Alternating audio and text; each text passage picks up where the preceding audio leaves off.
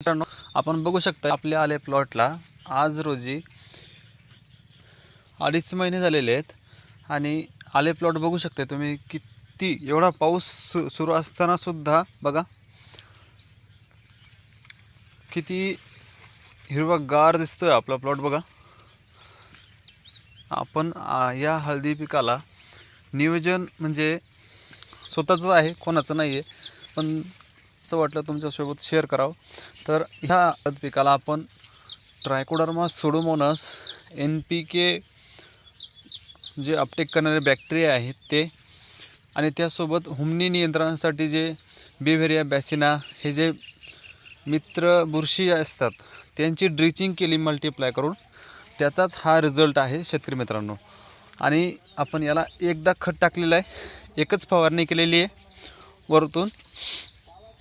त्या फवारणीमध्ये पण आपण काय केलेलं आहे शेतकरी मित्रांनो की आळीसाठी एक औषध मारलेलं आहे, घेतलेलं आहे, ते कोणतंही कीटनाशक तुम्ही घेऊ शकता।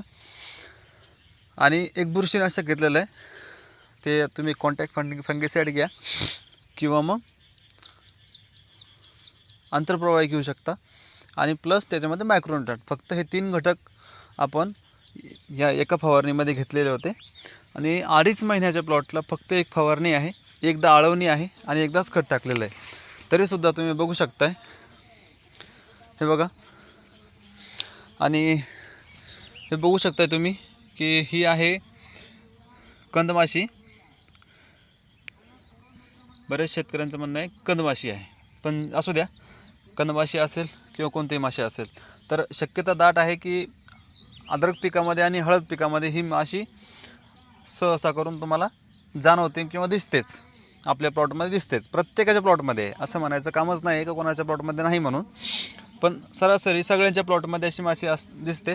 जर जास्त प्रमाणात दिसायला लागली शेतकरी मित्रांनो तर त्याच्यावरती एकच उपाय, आपल्याला रोगर हे कीटनाशक आहेत आपल्याला फवारायचं।